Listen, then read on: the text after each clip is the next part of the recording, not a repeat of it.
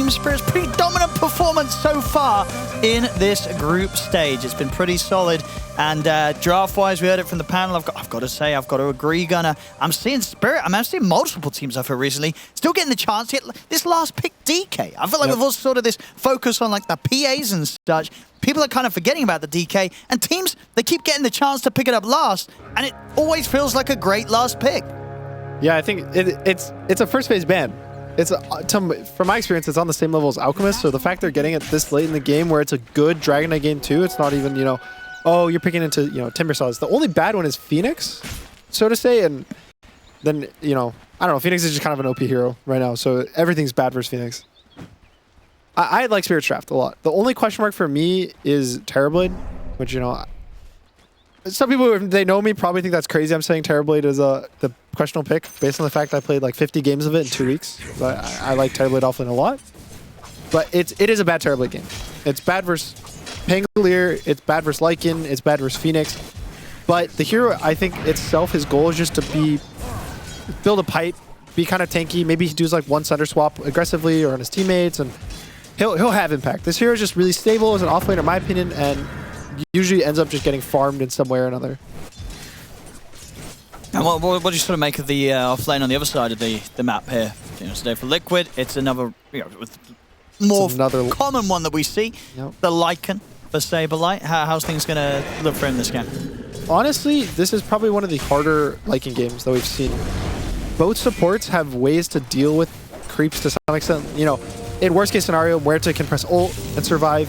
I think Miposhka actually is bad versus Clockwork. Bad versus Lycan as Clockwork. It's a really bad matchup. The Wolves kill the cogs of the lane, so every time he presses cogs, it's probably just 45 gold for free to go into Saberlight's pocket. The Wolves also, for some reason, have 70% magic resistance, so you can't even kill them with the battery assault. So basically, Miposhka is going to be really sad, but I think the other 4 heroes are all pretty okay versus Lycan. Especially Radon. Yeah, no, for sure. Yeah, Radon is going to be pretty chill in this lane, and yeah, most parts of the game you would imagine on the Dragon Knight hero that's just seemingly in very few matchups feels rough to play. Yep. It kind of does everything. It used to be in the past that the only way you could farm is with once you're level 12 with the level 2 ult to get it red, and then you get the splash, and that was it. And even then, you know, you would scale, but it was just so hard to farm. People used to buy, I think, Maelstrom just to be able to farm efficiently, or even Midas. A lot of the mid Dragon Knights would go Midas. But nowadays, you're a Sven. You have a built-in cleave on your passive. You farm even more whenever you have ult. You've innate ability to give yourself armor and HP regen. So there's just a lot of things that make the hero just stable and good.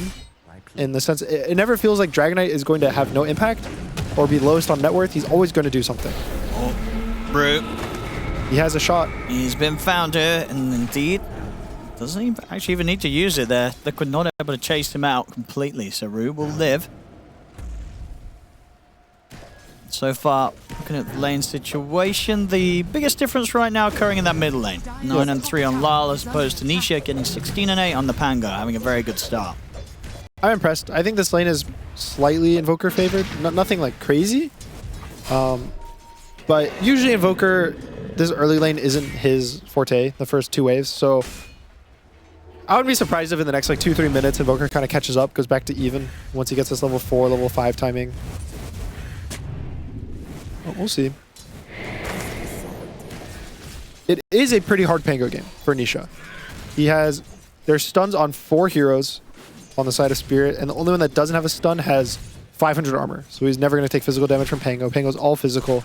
The only benefit is that if Pango is rolling, he'll pretty much never get stunned by Collapse and can just chain stun Collapse into death. So, you know, that's one hero he's good versus on Spirit. I think it's just a stable hero, right? It's been meta for, I want to say 5 years now.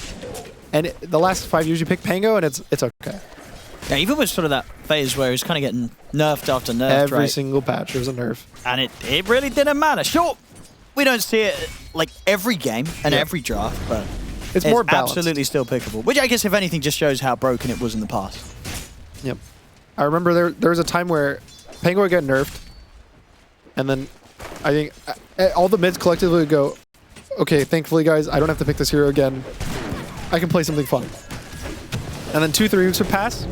You'd play versus Pango once in your pubs. It would be the exact same hero, and then you go, oh, okay, I guess back to playing Pangolier every game. They even did the nerf where they made it go from 4 charges to 3, or 4 slashes on the Q to 3. Yep, pretty significant. Which you would think that's a really big change. But then people realized, oh, if each slash does more damage, the Ags just does more damage now.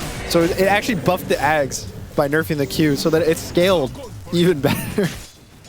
But yeah, thankfully it is not the most broken hero in the game now. It's just a really solid hero. And even this year, it's been really popular with the double jump facet just earlier on. We see Nisha does have the Thunderbolt, so not this double jump. And that one's been nerfed too. Sure. So not as broken. You used to be able to, you could chain stun and yeah, we're go going in so circles. fast, right? Yeah. Yep. But nowadays, I think it's more just to actually hit the initial stun rather than permanently chain stunning. I would say for Liquid, we have to look at what Meke does for his roam. I think every time we see his Monkey King, he's really good at moving around the map, finding kills here and there, showing up to the power runes. So far, it's been a bit of a slow game, but I think that's kind of to be expected. Lycan is really bad at setting up ganks in his own lane. And so the only lane Meke would gank is mid, and I think Invoker's really good at counter ganking himself. I'm going to try and go for collapse. This is pretty deep. Yeah, Rue's in with the backup. And Meke will get the boundless strike off, but won't be able to continue to push for the kill. See how this top rune goes. I mean, Nisha can't get it. Collapse will grab it, but it's going to give Meke the chance to build up the Jingu mastery. Pop the Lotus collapse, but he surely should be pretty dead here. I don't think there's any way out of this. It's insane here. Meke shows. Ooh, the cogs. It might be 2 hits. Oh, he's going to get the first blood first. Yeah, you're right. It's going to actually be Spirit in the mid. They do get the kill against Collapse top there with that boundless strike, but indeed not before Lal got the first blood mid. That was really sick by both Laurel and Maposhka. Basically, he tornadoes him, gets this amplified damage rune, fights him with the cold snap. It looks like he's going to die at the very end, but the cogs like blocks in Nisha perfectly, forces him to kind of just take the double damage right clicks from the Invoker, and he might even get Boxy now. Yeah, good moves from Maposhka. I mean, Boxy will have the bushwhack to hold Maposhka back. Or the XP rune. He's got 10 seconds to get that. It. Okay, He gave up. He's just going to try and waste Radon is here. time. Dragon He's Tail. going to get Boxy. 3-5 will do it. Maposhka is cooking, guys. I tell you what, and he's cooking pretty good. 2 there. couriers. He got the, and not only any old courier, that was the courier with Saberlight's Midas recipe. Oh. Say it ain't so. That's a painful one. I mean, you hit Maposhka did more than enough there. Yep. He dies, but yeah, getting the couriers, getting the Midas courier. And also, Radon got a kill. Yep. You got your carrier kill, solo XP, free gold, free lane, you know. This is Radon's ideal game. 43 last hits, 10 denies, completely free farming. It's basically set up to have a completely free game. And even now, again, the panel talked about how Dragon Knight sets up Maposhka to roam. So Maposhka TP's bot, and he instantly gates top, and now he's behind Meke top. And they might go for a kill on him. Yeah, Meke looks to... He kind of knows. Yeah, indeed, be a bit careful about this. And he's going to have some backup himself. Meke Insania returns towards the top. He runs into Insania. Yep, they'll see Maposhka here. In fact, maybe see if they can set up themselves onto Maposhka. Meke. He is pretty deep. But again, I mean, this is Maposhka kind of creating space. Making space. Even if he does die here, it's going to take a fair bit of time for Meke Insania to run him down. Saberlight dies bot. Indeed, meanwhile, Radon gets a chance to kill Saberlight. Was that solo? I think it had to be. It was right. We might be able to get a replay of that one, but it looks like that was solo, right? Without the ult. Yeah. I think... I don't know what happened. I guess he just didn't have boots, right? Because he was reading for the Midas, his courier was dead, so he probably just got walked down. That's rough. That's bad. That is rough. Radon, he's going to have big smiles on his face there. And Armlet, nearly done. Just a recipe away from him now, thanks to that kill. Yep, he's already up 600 gold on the Monkey King. Having a great game, and like I was saying earlier, Dragon Knight isn't this fall-off hero anymore. Where he used to be a core, and we can see now, Oh, it was with it was the last few moments of his ult. He just hit him. Well, there we go. Radon having a hot start.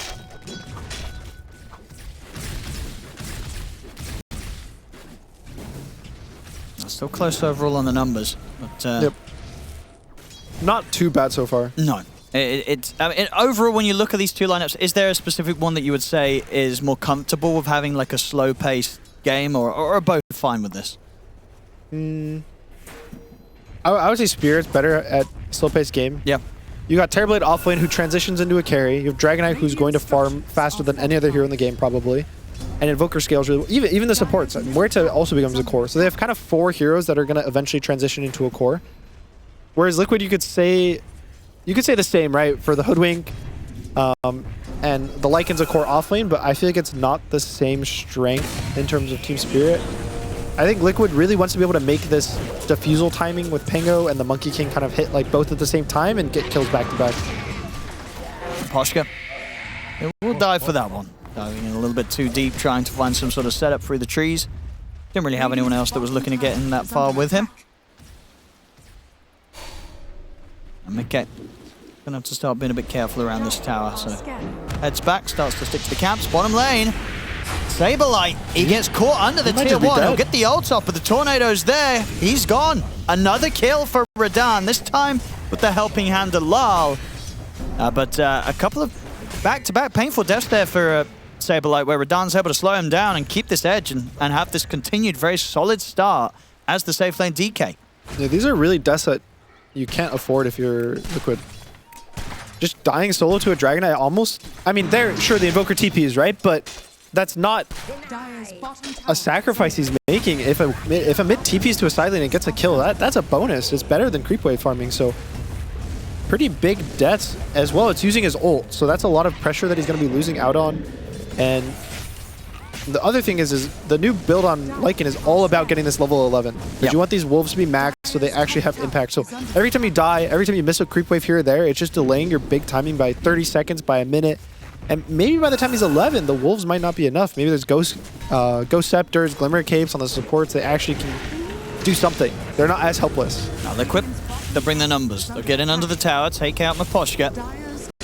And we'll be able to push down this tier 1 here. Saberlight gets the helping hand here with the rest of the 3 of them. They'll take the tower, but at the same time, Collapse pretty much on his own will take that top tier 1 tower as well. So they'll be able to match the pressure. And Nisha does have his defusal. So this is, from the way I see it, this is kind of Liquid's first main power spike. It's going to be the Nisha defusal and then maybe Mickey if Mickey wants to join. He's going for Maelstrom and he has it. I don't think he needs to force stuff, right? I don't think he needs to follow around Nisha, play like a position 3. But I definitely think they should try to connect, maybe on like Radahn, right? Radahn's by this top tier 2. And so if they get Radahn here with a slow on the Pango, that is exactly what they need. It's just a question of if they actually find the kills or not. And it's one of the hardest teams to pick off, I would say, consistently. I don't know how many times I watched Radahn play Dota, and he TPs out like half a second before a gank hits him. It is so hard to gank this guy. His map sense is so good that there's probably a reason why they're 8-0 in this tournament so far. Liquid, they're going to try and do what you say to be quite the challenge here and see if they can catch him, but yeah, Radahn already back on his safe side. Yeah, it looks like they're going to completely whiff the smoke. Yeah, I mean, it's as you say, just sort of, what, 10 seconds or so ago, Radahn would have been up there. They might still find the chance to get over to him now. Depends how deep they want to go. No, he's aware. He did see them, though. I think he can kind of bait. He's so tanky. He's going to immediately try and react. They're going to bring him back up as well. Try and fight this to get the silence. This could be bad. Good dead shot as well. They control Nisha. Tornado's there. They'll be able to shut down the Pango. Beautiful follow-up there from Ruse. The silence there is the pushback of the dead shot. He just controlled Nisha perfectly on this Muerta. And just as you say, just the perfect bait. It was... Yep. They were so ready for that on Spirit. Immediate reaction.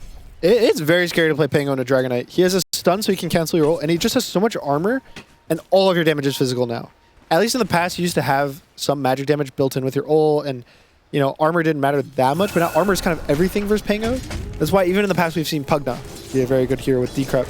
And Muerta ult is also a Ghost Scepter, so Pango can't kill the Muerta, he can't kill the Dragonite, the Voker has stuns, Terrorblade has a million armor. It is a hard Pango game for Nisha. But to his credit, Pango is one of the best heroes at playing into hard games. Like consistently, Pango as a hero is built to have just stable games. So I don't think Nisha is going to struggle to find impact in this game. Equip. They'll go for the group up on the mid. Doesn't look like Spirit wants to put any resources into trying to hold this tier 1 tower. They're content with just finding the farm on their cores. Liquid very much showing that indeed with their lineup they want to be a bit more aggressive and proactive in terms of taking the map over a little bit sooner. Trying to shut down these areas that Spirit can find to farm in.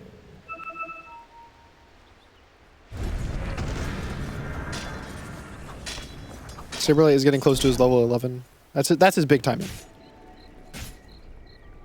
But again, I'm honestly curious as to see what he can get done with the Wolves. A lot of times in the past when I'd watch Lycan games, he gets 11 and he actually would just get 2 kills by himself. We saw it was Gaming Gladiators versus someone, and Quinn was just getting mauled by the Wolves every single time he would try to fight. He'd even die to 1 stun plus Wolves. This game, I don't think it's the same. The squishes is probably Laurel and Raposhka, but even that, they're not the same level as Squishy. Like, look at this. Root presses ult and walks away. Very casually. Okay, Should still be able to get him under the tower. I like this. It's not that casual. Little things like this as well. Collapse was able to get around, farm those Ancients. Shuts down a bit of the area that Saberlight would have looked to sort of settle in. And that's Collapse's item complete. Orchid online here for the Terrorblade. I'm surprised at how much more the cores of Liquid are farming, I would say, than Spirit. Specifically Collapse. I think Terrorblade is really good at farming usually, so I think it's a bit surprising to see him solo on the net worth comparatively, especially with his lane being pretty good. Spirit. Easy support kill. Also able to get the immediate D-ward there. The box he tried to slam down. Maybe they could look to try and push in themselves now, Spirit. Obviously with the space that's been granted and the slow pace of the game, Mikkei's been able to finish up a solid timing on his Miyone, so his farm will start to speed up pretty drastically now. Has a chance of catching up to Radant. Yeah, he's having a great game. He's going to go for the BKB second. I completely agree with that. And now I think Team Spirit's feeling a bit like they have to do something. Not any crazy. They don't have to force something stupid, but they do have the Orchid on the Terrorblade. So he's not going for a Yasha. He's not going for a Pipe. This is a kill item. Purely to kill enemy. Oh no, the push kill. Alright, so the Wolves. He is level 11. I mean, they definitely know not to overstay their welcome. And not trying to finish off that tier 1 Team Spirit.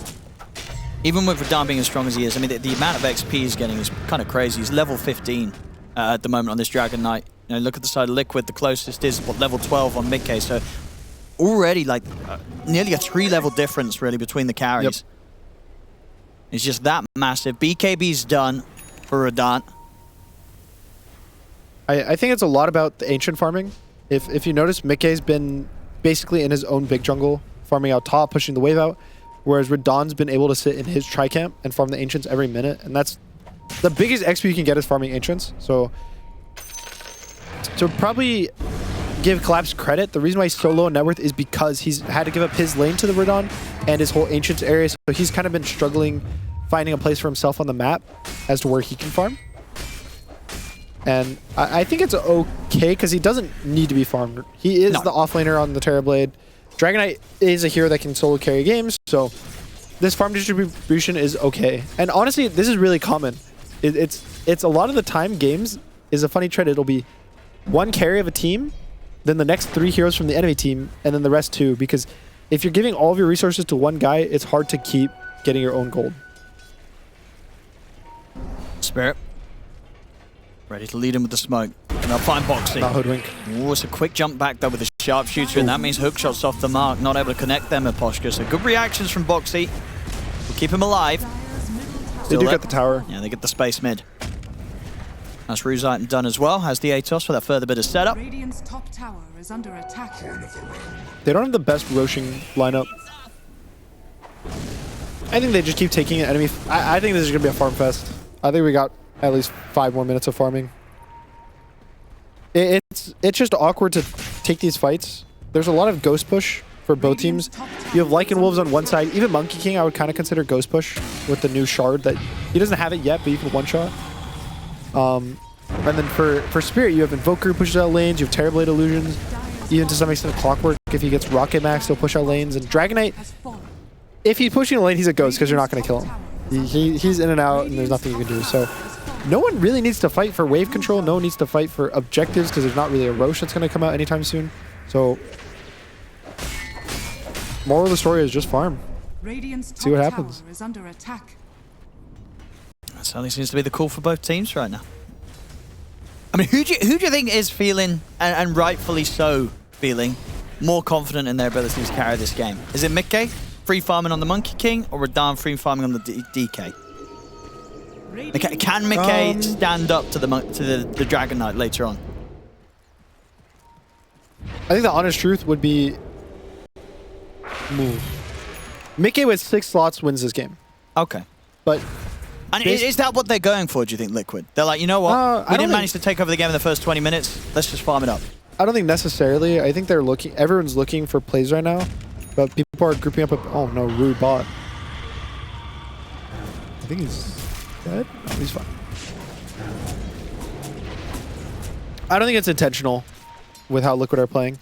I think they're looking for kills. They're trying to make pickoffs. It's just both teams are kind of playing a bit grouped because they don't have to split to push these lanes out. So anytime people get caught, it's abnormal. He's fine.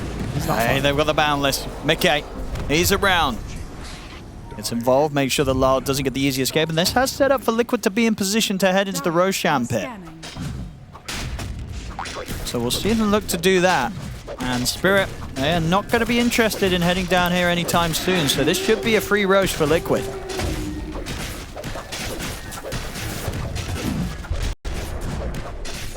And then with that, Nisha, very close to having his Aghanims. The pieces continue to come together here for Liquid to maybe have a better chance at succeeding in finding these pickoffs. Starting to get the ball rolling their way a little bit and find some sort of way to make Radan feel a little less safe with the spaces that he's been able to get away with farm, because Dragon Knight just continues to steam ahead. You know, he's on track to hit level 18, have that level 3 Elder Dragon form very, very shortly. And of course has an insane amount of farm here, still remaining 2.5k above that of Mickey on the Monkey King, who, you know, is not having a bad game. Mickey got a very fast Mjolnir, but Radan is just that farmed. Yeah, and there are a lot of timings, I think, coming out for Liquid, though, that are going to kind of give them maybe a fighting chance. They have BKB coming out for the Monkey. Pangolier is almost finishing his Aghanim Scepter. I think Saber is not really going to get any good timings. He's still 2,000 gold from BKB. But even the Glimmer Cape from the Phoenix, so I think when you hit those 3 timings, you look at, oh, wait, what? That was a dirty Sunstrike, wasn't it? Oh, we got to get a replay on that one. I think that was him just going back to the base. After the Tormentor. After the Tormentor, and Lyle makes the call that someone's probably low after that Tormentor attempt. He just hit block. Was it scouted out by Rocket Flare? It might have been on the way. There but was a way, Rocket Flare. There was? There was. Okay. I don't know if it was fully scouted out, but it's good. I mean, either way, that's the kind of kills that feel very nice here. All right, so far, it is a loss from this Aegis. Once again. We've seen, yeah. They've still got time. They have 3 minutes. 3 minutes to still make something happen with it, Liquid. That's such a funny stat to me, to see it actually live. See how much gold you're gaining, how much you're losing. Is it just sort of what the mental aspect about having the Aegis as a team that you kind of hit like a roadblock of like, we've got to do something, and then in your effort to do something, you kind of like slip away from the relaxed kind of nature of your enemy that seems to be working against you multiple times today? I don't think necessarily. It's just because the map is so big now, it's way harder to force controlling areas and make the enemy have to fight you with Aegis. Sure. It's a lot easier to dodge. Yep. And with Aegis, you're incentivized a bit. I've got the Rolling Thunder. Oh, he's actually out. Just BKB TP? Yeah, Radan. Not going to mess around with that one. And now they can set up around the mid here, Team Spirit. So Liquid, they've still got 2.5 minutes left on the Aegis, but Team Spirit's ready for them. Tornado's going to be off the mark. Might not matter though. Yeah, dead shot. It hits perfectly. They've got the dust in. Nisha's going to jump forward with the shield crash, but Box is already dead. Lal He's able to get out of the Wukong's command in time. In fact, the entirety of Team Spirit's able to back away from Mikkei's attempt to get stuck into the fight. Oh, he cut the tree. He's able to cut it. Miposhka steps up. He's got battery himself from And they the got the high ground. Phoenix. The sun strikes in. Radahn commits forward to Mikkei. They'll kill him off. Radahn gets the double. I mean, excellent cut there at the tree. Nice dead shot. Completely ruins Mikkei's attempt to try to stand his ground in that fight. Dyer's middle tower I think is under Pangolier's ult is so important for these team fights. Oh, Nisha top, don't die. I mean, on his alone, surely Collapse didn't have enough. No, not quite. It was close. But yeah, I think them trying to force this fight mid without the Pangolier ult steals a lot of their control. We'll see it again. And the way that this sort of was going This is down. after his ult too. And then the monkey's trying to get out, gets his tree cut. I think really nice read by Radahn, jumping past the monkey to kill the Phoenix. And you see, even with the BKB, what, 3 hits? And he's dead? So this is the net worth advantage that Radahn's been basically working towards the whole game. Yeah, he's crushing it. I mean, it really just goes back to what I was saying at the start. It's like, how are these teams getting last pick Dragon Knight? Sometimes you get bored. Yeah, you're banning just the like, same you know what, hero. we'll just leave it in, see what happens. But it's multiple times it's happened on these last few days. This one's definitely one of the most explosive results of it, where Radahn's just come out with this last pick Dragon Knight, and he's having the easiest game ever so far from him, and it's going to continue. Gets the jump over to Nisha. That's the Aegis I gone. think if they cancel his blink, he's dead. I mean, There's Radahn's got the another BKB Orchid. back up. He can stand his ground and fight. We'll get caught by the bushwhack, but he's got the Orchid. He's dead. And indeed, Nisha, nowhere to run, nowhere to go. Another kill for Spirit. And on the side, Miposhka is able to shut off the escape of Boxy. Radahn blinks forward. They'll bring Boxy down. And everything continues to look Radahn. And there we have it. Something about these Aegises. They're cursed. They're absolutely cursed today. Every Aegis, I want to say, maybe there's been like one. I think one Aegis on this mainstream, but everything else, you don't want it. This age, it's cursed today, these Aegises. Should just give it to Spirit. Just leave it on the floor. Yeah, what if you kill it and then deny Aegis? You get 1,000 gold for killing Roche, right? Because it's like 200 per person? Or 135?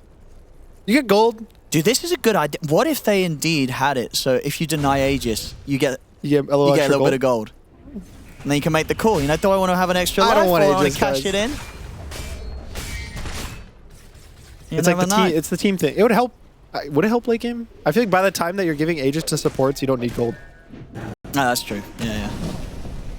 It would be really funny. People would grief, kill the Aegis. In a pub, they just kill the Aegis. You kill the Aegis because you're really mad, and then you're like, guys, I'm not griefing.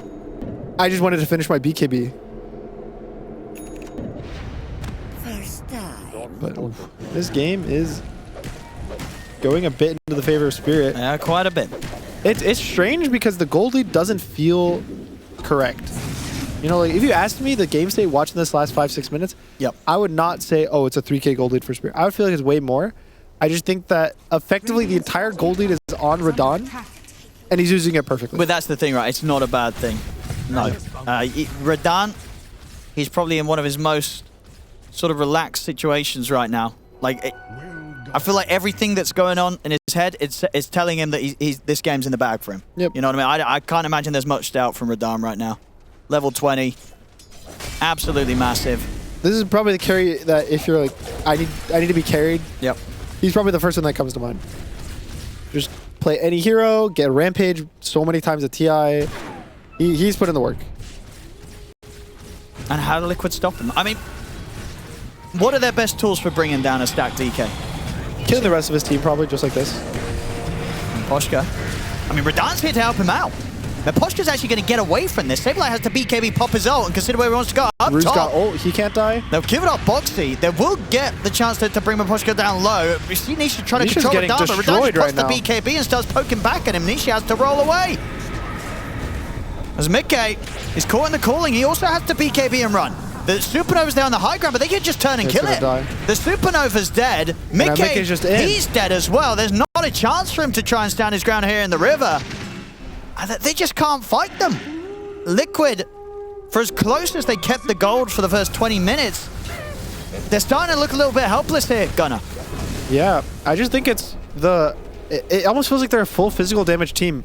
Lycan, Pango, Monkey King. It's so much physical damage, and Team Spirit have almost the perfect draft for anti-physical damage. Dragonite, high armor. Terrorblade, high armor. Muerta becomes invulnerable to physical damage. What more do you want to ask for? Like, oh, Miposhka may be playing Pugna, That's it. And even that clockwork, he survived the entire time. Lives. He Yeah, gets gets gone away. on. He turns his jetpack on. He solar crests out. Doesn't die. So it is a damage issue right now for Liquid. I think a lot of it rides on Insania. On basically just the Sunray actually dealing enough damage in these fights. But that also is honestly really hard because Phoenix is a very kind of stationary fight hero. You want everyone to fight in a line so that you're sunraying everyone. You want to egg, have people fight around you. But if you look at the Liquid cores, they're the complete opposite. Lycan's going to be ult hasting running at the enemy. Pango's going to be rolling around in circles, just dodging everything. And you have a Monkey who's just jumping from tree to tree, you know, going on the backline. So his cores aren't really there to protect him either, which if you see that egg in that last fight, it was just completely off in the corner and dies alone. Oh no, Nisha. Sunstrike hits. Soulburn damage from the Orchid. It's going to bring him down low. Collapse cleans up the kill. What the? Yeah, I don't know. It's hard. What do you do if you're Liquid? Boxy is a Chad. He's just taking the Lotuses while dying to illusions. And meanwhile in the mid, No way he gets solo killed. he's going to be fine. Oh, he's going to be on the Poshka. Hits the hook shot. He's dead. And he's dead as well. And they're losing the barracks. Oh, this is just... Ooh, okay. Well, honestly, everything. you know, maybe you kind of deserve this if you let Radahn have last pick Dragon Knight, you know. It's, you know, this is just par for the course. Mid lane's getting taken as well. Rue has no ult. Saberlight might kill Miposhka. Okay, never mind. Glimmer's up. He's not even going to get that. And they've just lost 2 the sets wolves are of still racks. chasing. They're losing the base. He's got him. No, he's gonna get Miposhka. He's got him. He's got him. The Bactress Soul. Solar one. Oh, It's the little victories for Liquid here. it's a win. But yeah, 2 sets of racks gone. Just like that. A win's a win. It could be worse. They could have lost 2 sides of racks and got no kills. That is true. Always a silver The lining. other saving grace is Roshan will spawn in 50 seconds, and it looks like Team Spirit will get it. So that means that Liquid's probably going to start winning in about like 3-4 minutes. Dude, if Spirit get the Aegis, and then it has a negative net worth, that is, There's no we're way. going to know for sure. There's no way. Yeah, is the I don't think it's the possible. Aegis curse strong enough to bring down Spirit today? We're going to find out, because you're absolutely right. They're going to be able to set up and get this. There's no way they're right. There's guys, there's if this no Aegis leads to a way. comeback, a turnaround, something's up with these Aegises. Check the Aegis' PC, please. So we'll let 13 seconds until it's up. See how long Spirits stick around to search it out. The Liquid's going to come for the fight, though, by the looks of it. I mean, they've got to take a risk now. The game's gone into a very messy spot. They're down 2 sets of racks. They're down 14k. Yep. They should take this fight. Yep. But I think Team Spirit actually made a read that it's going to be a late Roche spawn, which is wrong, but their read is we're just going to push top instead. So they're probably expecting all of Liquid to be going to this bot area because they feel like they have to contest Roche. Now, the top side of the map is completely open. They do have a siege creep as well, so they might actually just go for megas. And this is the other thing that Liquid has to fight them. You can't give up megas casually. So this could be the final fight of the game if they choose. Sunstrike for the setup. Hook shots in with a follow-up. Radahn jumps forward. Just get held back by the Boundless Strike, but he's going to be able to continue to commit in on towards the Pango. He's Not alive. enough to kill him. Nisha, he might still die to Lyle's right clicks. He rolls away. dead. The Rocket Flare gets him. Aposhka finishes off the job. Nisha's gone. Has to buy back immediately. Supernova's going to go off successfully, but doesn't catch anyone in the stun of it. He has the Collapse. thunder. He's backing up with the sharp shots there. They're able to snipe Collapse, take him out. But we'll put a stop to the push for now. Spirit, they lost one. Maybe they're losing more. Nisha rolls forward, gets the angle on towards Rue, turns towards Radahn. Radahnn's able to blink over him. Radahn goes straight over towards Mickey. Sunstrike's going to be off the mark. As Liquid are able to force Mickey back to safety, Radahn, he's going to go for a TP out with the rest of the BKB. But the BKB comes to an end. The route's in play. Radahnn's going to be left behind. Can he fight back? I mean, he's standing his ground against Mickey. Mickey will pop down the Boundless Strike, but Radahn should get overwhelmed here. I say should. He's surviving. Can they kill this Dragon Knight? Surely they can. Eventually. It took a lot. Eventually. But they're able to do it. They bring him down. A lot of money for Mickey. Liquid, they're whole. Liquid, don't go for Roche, guys. Oh, no. Oh, yeah, don't guys, touch the Roche. Don't do it. Especially after they just made that You just won. little bit of a comeback. They've managed to knock away the victories, the early lead that Spirit had against them. Nisha did have to buy back, but absolutely worth it. They're going Roche. Oh, don't do it. It's okay. This is it's different Okay. today. We'll different. see. This Aegis has not boded well for many a team today. They're going to get it in time. You don't think Spirit can contest this? They're running. No, their cores are still dead for 20 seconds, 35. What about a hook shot? I mean, if he steals the Aegis, that's a bit crazy. He shouldn't. They should just give it up and maybe look. Oh, he's in! But the pickup's already there. Mickey has the Aegis. Well, he tried. Rue. Ooh. And they might find Rue. Swashbuckle did hit. Yeah, they're going to catch Mickey him. is really low. Oh, Mickey is very low. Mickey? My goodness, he's going to be able to keep that Aegis safe for now. The glimmers and the heals. He turns with the boundless, picks up the kill. Mikhail reset, get the full heal back at base. Doesn't want to mess around on the map, whilst there would be maybe the potential for another Sunstrike. Heals up. So let's see. Let's see what Liquid can do with this Aegis. They managed to pull their way back into the game. They've gained 3,000 gold so far. That's a good start. I think that's the biggest gain all day so far that an Aegis has given. So, beginnings of a comeback. They're only down 3k gold, but it is still a hard game. Radon is still really strong. He was literally in a 1 versus 5 situation and almost 1 versus 5. Yeah, it was kind of close. So I think the biggest thing was honestly not respecting the buyback enough. And then Collapse didn't really get any buttons off. He didn't get Sunder. He got bursted. And I didn't really see what happened with Laurel, but he missed the hook. Oh, that's a nasty dead shot from Rue. It's going to go down. It kind of creates the Sunstrike a bit. That's the gem. Yeah. When supports lose gem, it almost feels as bad as a core dying to some extent. Because you lose all your wards, you lose this ability to take good team fights. So, and again, Insane has so much of their damage. Even in that top fight, I feel like that laser saved heroes, it killed heroes. So 30 seconds now for Team Spirit to get whole control of the map. We'll see.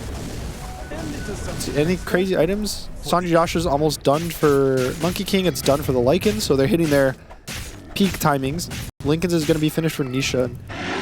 I think this Ags on Saberlight could be something big. Okay. Like, you use it on the Monkey King, he gets hasted, maybe he's able to kite the Dragon Knight, and Monkey King still does a crazy amount of damage. Just between, you know, if you get a ring on this Dragon Knight, he will die. He can't sit in there and fight it.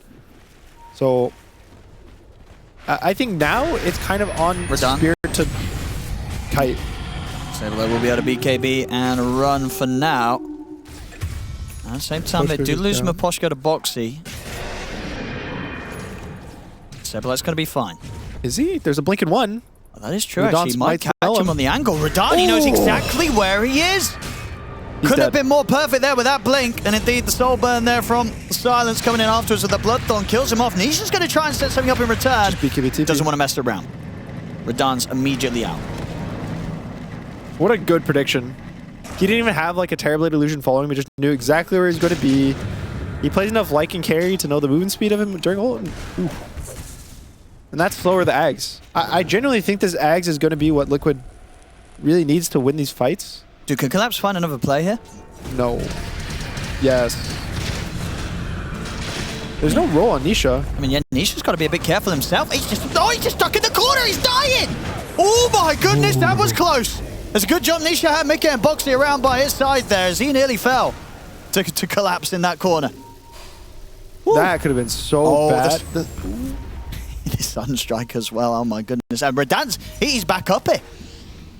He's looking. He's waiting. Wait. Is Mickey going to go for this wave? Radiant are scanning. There's a gem on Boxy. And BKB's on cooldown for Radon, so Radon might have to be a little bit careful, but already he's in with the jump. Boundless Strike holds him back. Nisha's ready with the follow-up. No BKB, no BKB on Radon. He's caught in the middle of the Wukong's command. They're going to have him. Mickey brings him down. Nisha rolls over towards Rue. Might be able to set another one up here for Mickey as he closes in on the Muerta, but Miposhka, he's going to go aggressive with a hook shot because backup's in from Lal. They've caught Nisha in the cogs. Nisha will fall. Miposhka able to help Lal bring him down, and now Lal pushes back Mickey. The Mickey has Saberlight by his side. Mickey claims the life of Lal.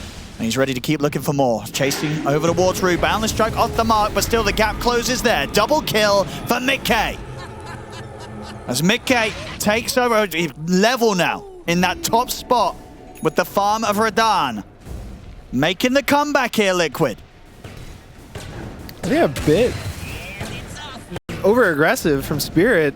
They could just accept, all right, Terrorblade, you know, kind of got picked off, but he almost killed 2.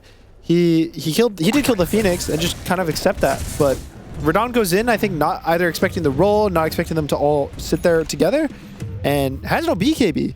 There's so many times that cores are getting caught with no BKBs and just going down, and the rest of the teams try to help them survive and back up 1K gold for Liquid. So actually ahead finally after what feels like forever in this game. And look at that, a team finally able to make magic happen with the Aegis. A lot of teams struggled today, but there we have it. Liquid showing how it's done. A crucial part. And not only getting gold, but getting gold with being so far behind. It's not like, you know, they were winning and they won more with the Aegis. It's they got the Aegis while behind and they kept coming back during the Aegis. Ooh, we got a game. Ags is now finished for Saberlight. Lincoln's is finished for Nisha. Even, I think, is this another Lincoln's for, yeah, Lincoln's for Mickey as well. So big items. Even the E-Blade actually from Boxy. It's out. Radan and the boys, though, on the hunt once more with the smoke. See if they can catch Liquid out. It is still all about this jump. They still have the Dragon Knight just bursting with the Bloodthorn. They also have a Hex now, just finished for Laurel, just right after the last fight. So even with all this strength for Liquid and, you know, all the items they're getting, it is about the initial jump. Basically, whoever gets a clean jump off at the start, gonna get at least 1 kill, maybe 2. And it's really hard to kind of come back in that fight because you can always just BKB the ring, the roll. And so it's all about who gets a good jump or not. And the other way, you know, if you jump, you kind of mess up, they get 4-staffed out, and you're committed, wasting your BKBs, then that guy kind of gives a window to the other team to chase.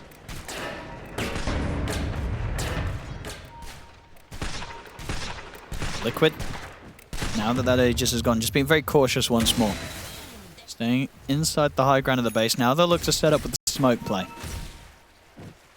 Out they go. If they can find any of these cores, they'll be happy. Mickey leading the way through the trees.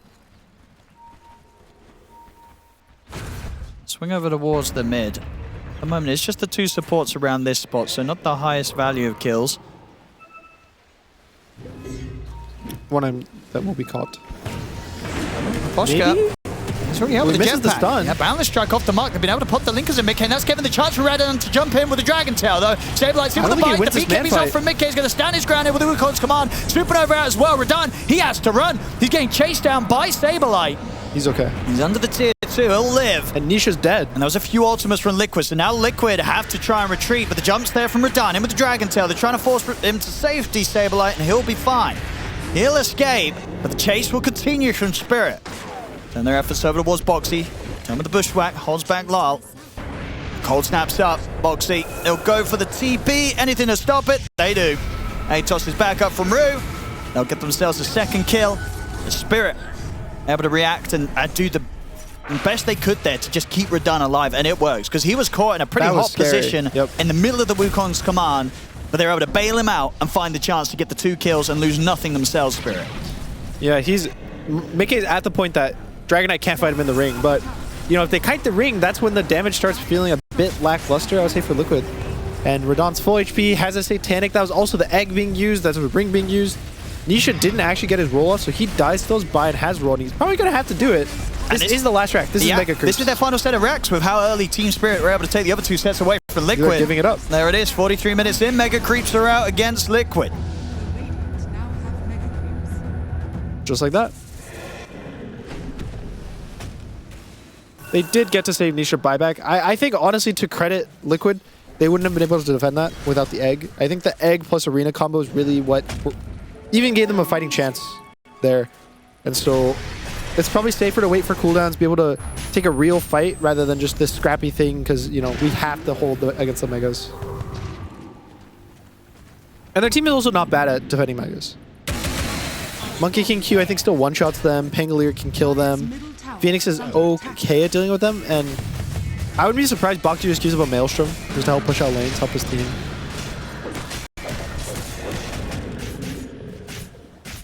I mean, that is the thing, though. Yeah, pushing these lanes out is not going to be easy, especially with this Ags clock, right? Constantly rocket flaring the waves. That on top of the fact that the Megas are pushing in against you. Finding some sort of way to make a play outside of the base now for Liquid, it's going to be ever so difficult. They did a good job of kind of slowing down Spirit in that previous 10 minutes, but reality's come back to hit them pretty hard now, and as they're once again stuck in a very tough position. Can they break their way out of this one? It's tough. I think it still is this initiation. That last one, there was some things that went wrong. Nisha didn't get his ult off in the chase, and Mickey also missed the stun. I think both of those actually really hurt them a lot and kind of led to, even at worst, Spirit not having to use buybacks. So in this next fight, it's going to be high ground. Hopefully Team Spirit maybe overextends into Liquid. They get a good arena. The Dragon Knight needs to die in the Monkey King arena. I think if they don't kill him inside the duration of the Monkey King arena, they're never going to kill him in the fight.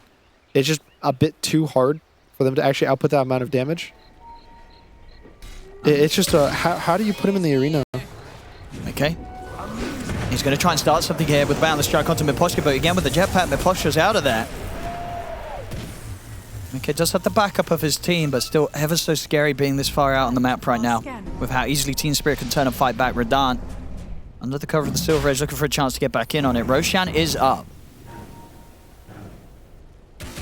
They don't even have much time. All three waves are going to start pushing in. The Throne's going to start dying. You want to fight this Roche if you're Liquid, but is it actually feasible? I don't think it's realistic. They have maybe 20 seconds before their base starts getting attacked by double waves with siege creeps. They got to give it up. Full blind here as well en route, so further control, meaning that Liquid's going to be have to be that much smarter in how they want to start things with their jumps themselves and with the BKB usages in these fights. The Aegis on Radahn, so got that Aghanims as well. Team Spirit, they're ready to close this one up. I think they can just go on Spirit. There's nothing really they're waiting for necessarily. You don't, yeah, all the items they have queued up are kind of extreme luxury items. You have a whole Swiftblink queued, you have a full AC queued, you have a full MKB, like, they're all just barely making a dent into the next item. So right now is probably the best time they're ever going to get to take a fight. It's just finding a good timing. He has to be so careful. Showing at the front of the fight like this, they've got multiple ways to jump him. It won't always be easy for Liquid to bail him out.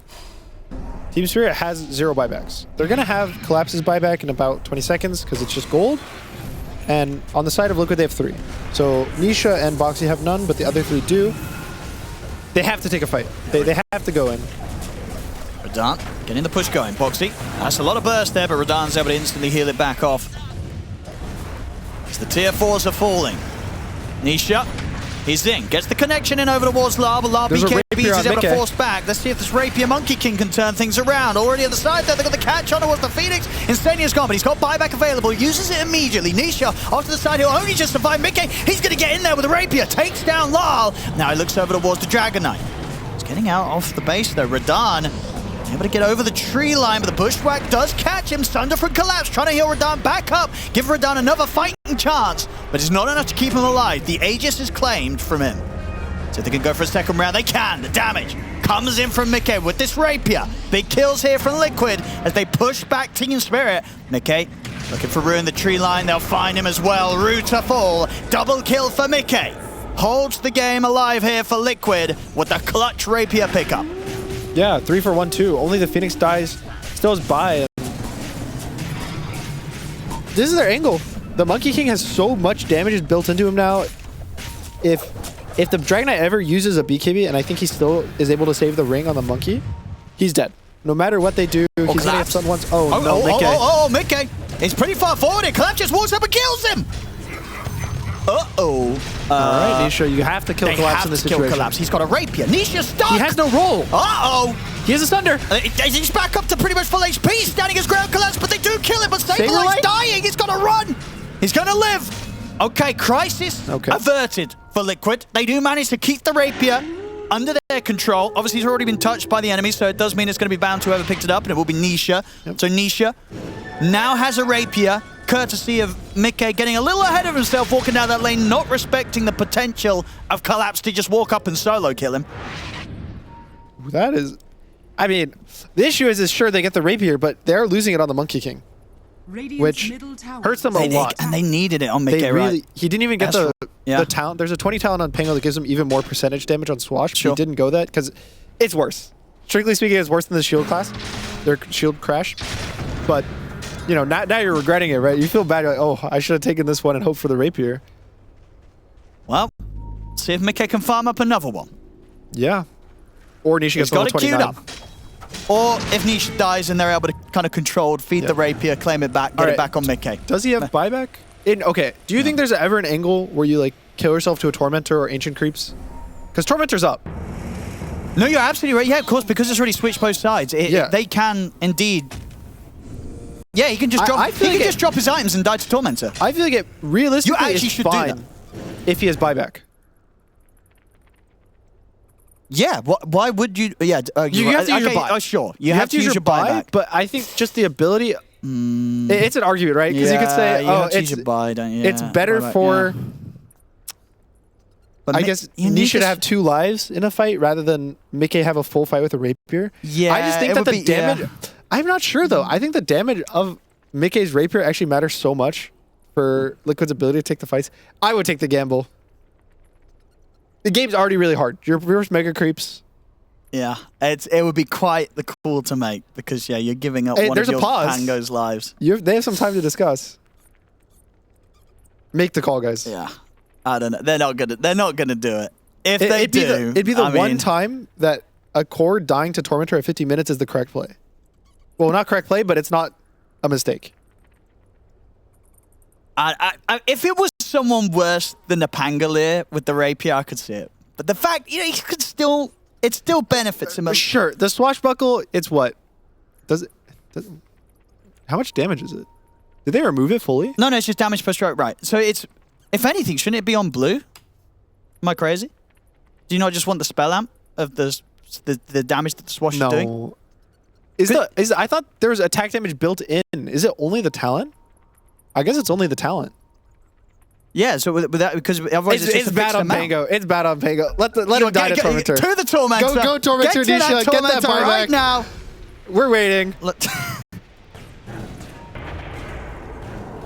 Imagine Mickey's telling him that. He's like, Mickey's please, bro, drop the Rapier. Please, I need that Rapier back. They're not going to do it. But, I mean, no, you're right. Yeah, it's just, it doesn't really do anything, right? Unless he's in with actually doing some actual right clicks. Everything else is set, and he, as you say, just doesn't have the talent that puts some of the attack damage in. It's on the ult. It does the rolling. The ult does physical damage based on Pango's right click. That, sure, okay, yeah. Yeah, okay. Okay, but it's still, it could be on a Monkey King. It could be on a Monkey King. It could be on a Monkey King's ult also does damage based on Rapier. But then you don't have buyback. Who needs buyback? Yeah. Well, let's see if he can get some good hits with that Rolling Thunder. He does have a refresher, so he has 2 ults. He's gonna he's gonna roll over people. Yep. And you know what? The game slowed down again. Mickey might actually be able to farm up another Rapier. How close is he? He's half. You know what I mean? Halfway. That backup Rapier could... They're gonna get the chance. It's because, Spirit kind of slowing things down. Yeah. After they that Rapier slip back from Collapse back over towards I think Pango. they pushed high ground with 0 buybacks on their whole team. No one on Spirit had buy. I think maybe Collapse that was it. And whenever you do that and you get full 5-man wiped, you get a bit stressed. You don't want to make that same mistake because there's a world where Liquid actually was able to walk down mid. If Mickey didn't get solo kill by Collapse there, maybe they walk mid, quote unquote forced buys, but thankfully they didn't. Yeah, look at that rolling damage. One shot in those creeps. Easy farm. That's the Rapier.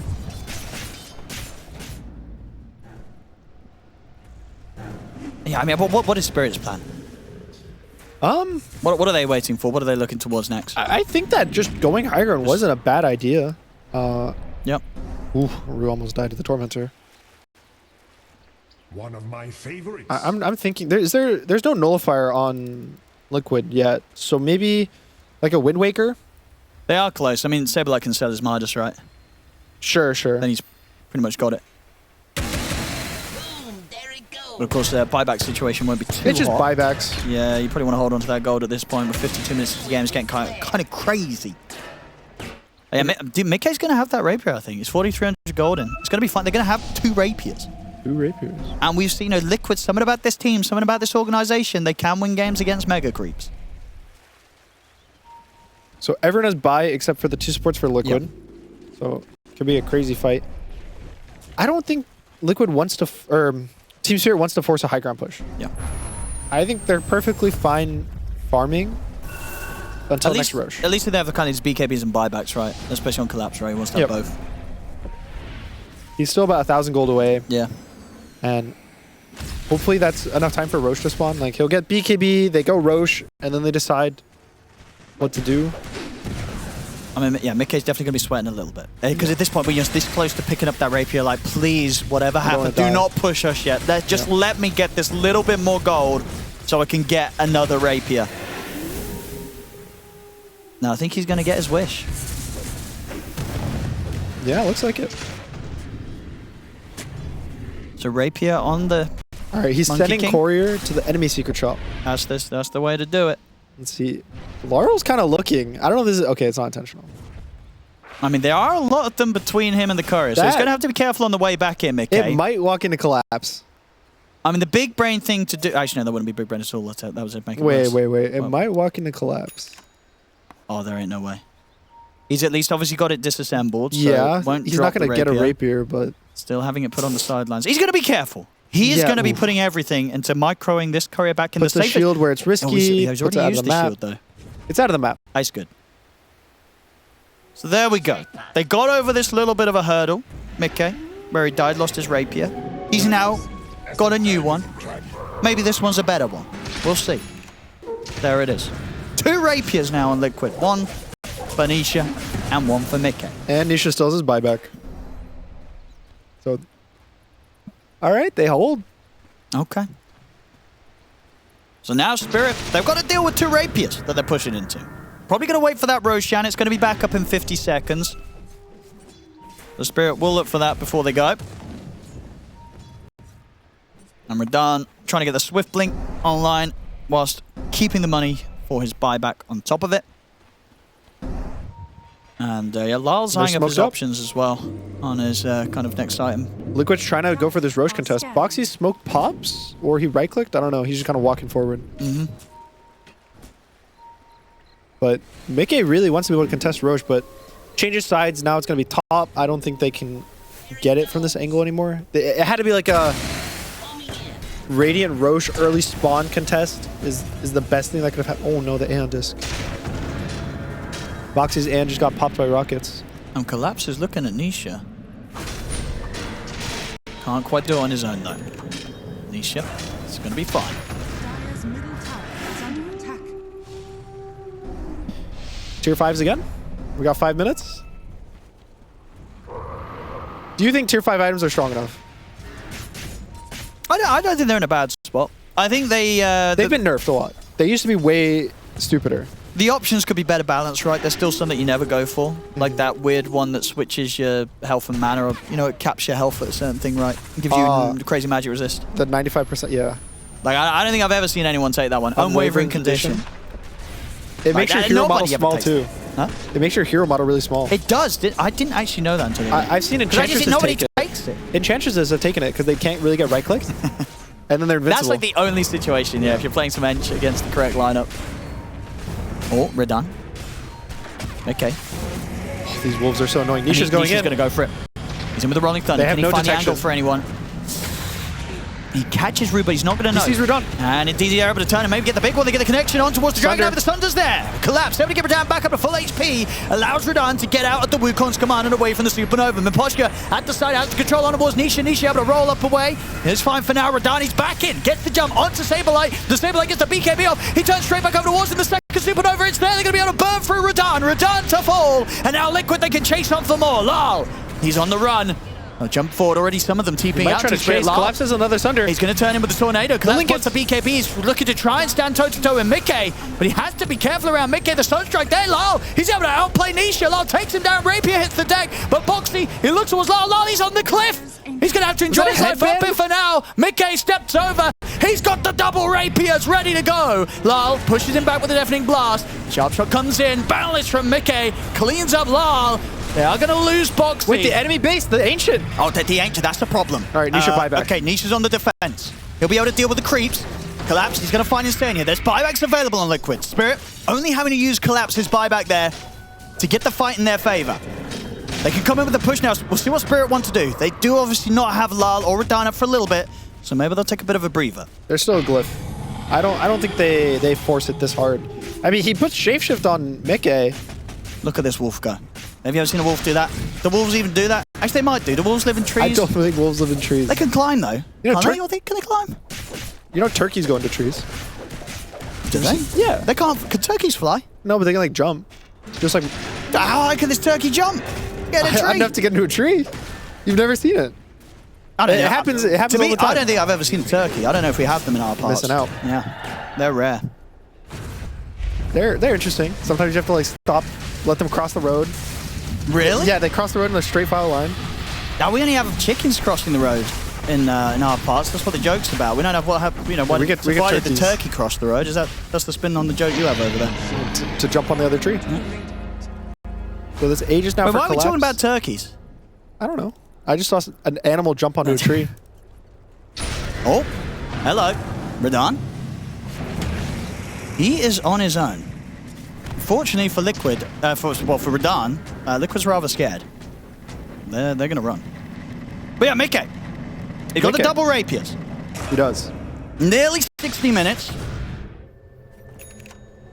Octarine with Poshka. I think he's okay. All right, smart. So one of the rapiers he bought, and it's still linked to him, and so he's putting it in his stash. The safe one. So that way, when he buys back, he guarantees to have it. The other one that's in his inventory, he can't drop. But thankfully, the one that's in his stash, he was able to drop, put it in his backpack. Because honestly, he doesn't want 2 rapiers. All of the other items in his inventory are kind of too valuable to give up. He was debating between his Daedalus or his Sanjin Yasha, but I think just both of those matter a lot. So really smart for him to just effectively limit himself to 1 rapier. Wow, why does it say owned by Nisha? Because Nisha was the last to die with it, right? Oh, I see. He picked that one up from the river. Yes. It's like the previous owner was Nisha. And then when this dies, it'll be, you know, previous owner Mickey. Yeah, that's right. That's I right. think. No, you're 100% right. Yeah, because that time round when Nisha dropped it, nobody from Spirit touched it. Yep. Yeah. It was just on the ground. Yep. Yep. Spirit, what's the plan? 60 minutes. Let's have a look at what the tier 5 neutrals are that we've got coming up today. Who's hoping for what? Mirror shields all round, potentially. Mirror shields are not that good. Really for think they're either a bit team. overrated? Yeah, I mean, Force boots. That's the new mirror shield, I force guess. boots are great. There we go. Double. Amazing. It just is an extra item slot because movement speed still matters a lot late game. So the ability that you still get boots movement speed.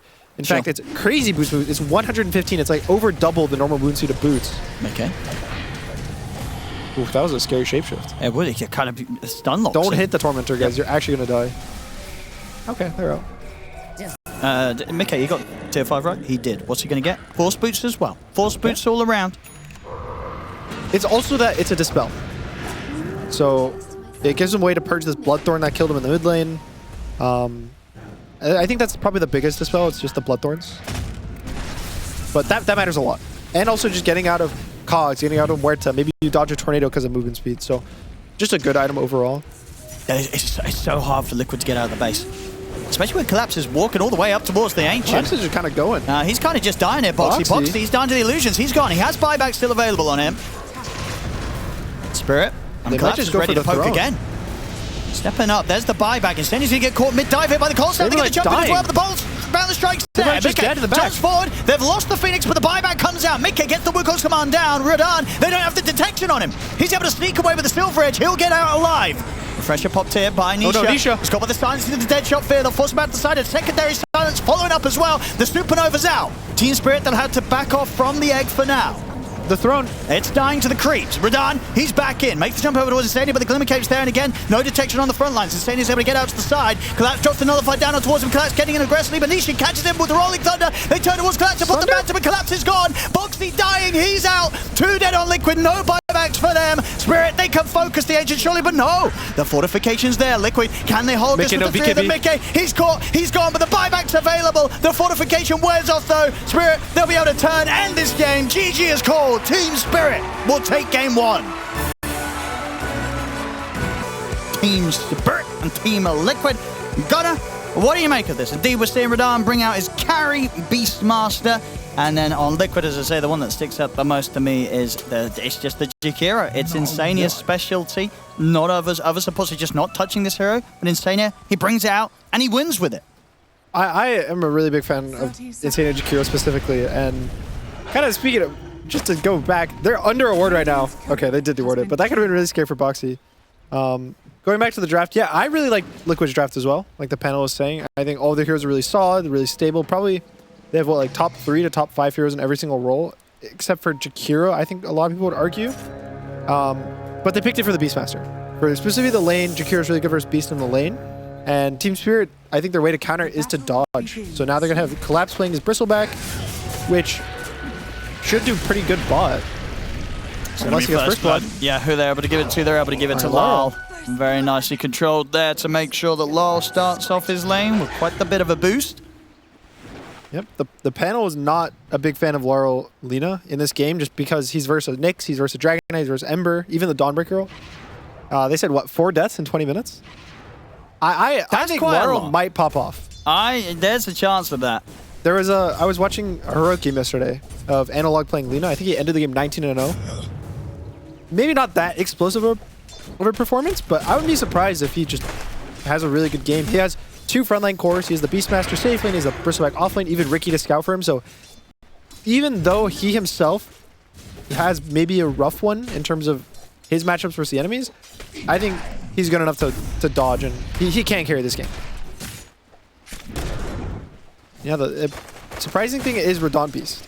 I don't know if he's played it competitively. He's a bronze Beastmaster, which actually matters a lot. I don't know how much you guys pay attention to the hero levels, but I'll have a look at some stats. Especially for Radan. Yeah.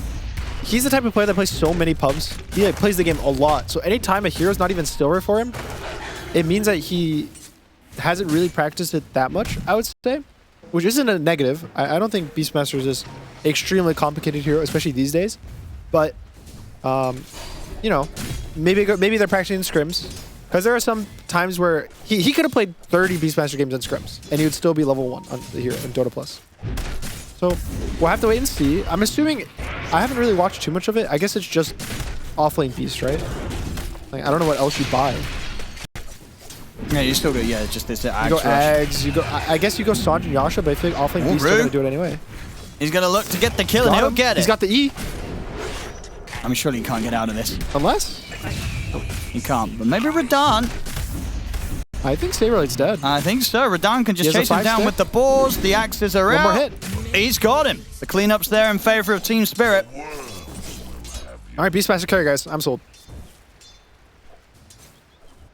But yeah, I think it goes to show about the carry and the offlane kind of being very similar roles these days. That realistically, gameplay-wise, they're going to be the exact same heroes. Bristleback's going to buy the same items. Beastmaster's going to buy the same items. It's just a laning stage thing. And already seeing, I think the Beastmaster in the safe lane's paying off. If this was a collapsed Beastmaster versus Dragon Knight Jakiro, he would not have all these kills right now. So all in all, the lane swap ends up favoring Team Spirit a lot. And I think this is pretty set up to be a solid early game for them again. Now, so far in the mid lane as well, it's been a little bit of a lead here for Lyle, 17-5 against the 13-2. You see, Radan might be in trouble this time round. I'll say that the Starbreaker's not going to connect. Radan can turn. They can fight this. Yeah, get another set of axes out. It's actually Liquid that once again has to be the ones that run. Axes in again. Blink strike forward from He does Rue. have a Lotus. They can't go too hard. I'm pretty scary to fight into. Yeah. Ricky, his base stats are just so high these days that even as a support, you just trade really well. Naposhka, that was a very nice bushwhack there, which will set them up to take Mickey down. And Naposhka did that perfectly there with the lay down of the tree and getting that bushwhack off of the maximum pullback range. Smooth moves, getting their kills here in the early laning stage, Spirit. 4 for 1. It also is funny that Miposhka's playing position 4 kind of. He's in the off lane, so the roles are a bit mixed up right now for Spirit. Supports in opposite lanes, you know, carries on a Beastmaster. Now this time around they do get redone. Yep. Radiant's bottom tower is under attack. I think I'm honestly surprised that they got all those kills they did top. I didn't think the lane would be that favored for Team Spirit, so the fact it's going this well is just pretty good for them leading into the game. Collapse. No way he gets his kill. He's gonna go for it. It's close. He really wants it. Oof. I mean, if he gets the Take kill... time in the mid. I mean, Nisha kills off Miposhka and nearly found him. No. Saberlight's dead. And Radan and Rue, they're going to be able to chase down Boxy as well. Kills across the map. So Collapse also, while that was happening, dove the tier 2, missed his quills, and then just died in the tower in XP range of the Jakiro. So, not ideal. And then, yeah, this big fight top, I think as well, Miposhka was trying to snipe Nisha because he was really low HP from the laning stage mid and gets solo killed by Nisha, so giving him back some gold, some XP, and I think all in all, that's really big for Liquid. A solo kill for Nisha, a solo kill for Insania, and they got kills top. I guess they died top, but... Now you see sort of quite the mess up from both of Team Spirit's off-lane duo. Yep. Collapse making a bit of a over-aggressive move under the tier 2, and yeah, Miposhka tries to show up mid. Does not work out for him. Only benefits Nisha. Gotta feel bad for Laurel. You put all this work in mid, you're like, team, I'm crushing this Ember, I'm cooking him, and then he gets a free little donation of gold XP. Still, he is up, what, 1,000 gold already? So he's crushing it's basically the XP is what Nisha got, and that matters a lot. This level 6 timing on Ember lets you fill your bottle back, lets you contest runes better, you know, even just reset. So even though he's still down a lot of gold, just the fact he's gonna be level 6, not too far off of when Laurel got it, can hurt the amount of pressure he can take. Which he should get it off this creep wave. Yeah, once that's there, it's definitely going to be a little harder for them to set up on him around the mid. Radan. He's going to go in with the Roar, but Boxy... Ooh, nice dodge. Thunder's going to miss, and Rue's able to jump in from the side. Saberlight's going down. Okay. Just walking in under the tower, getting the kill, and not being punished for it whatsoever. Radan continues to have a very, very good start here. 3-1-3. 6 minutes in on this safe lane Beastmaster. Yeah, he's showing that he knows how to play Beastmaster. Bottom collapse. Is he gonna live? Oh my goodness, he is. Okay, surely that kills him. It will. Those two dragons crashed together so Okay. I don't think he gets Miposhka. He's got level 3 Breathe Fire. He might. But the Bushwhack's there. No. Breathe Fire won't do it, yeah. Okay. The XP rune, Rue. He wants it. He's not going to get it, though. Saberlight with the pickup first. See how much you can make them work for this route. And again, he sort of denies the Ancients. He can't. So Saberlight gets the Wisdom Rune, and he gets a kill. You cannot stand close to the heart of a star. It could have been bad. It could have been really worth it if he got the double XP runes. Again, getting double XP rune matters so much at the 7-minute mark. For supports getting the level 6s, you have Nyx that really wants it, so the fact that they're able to kind of secure it for the team helps them a lot. Nisha.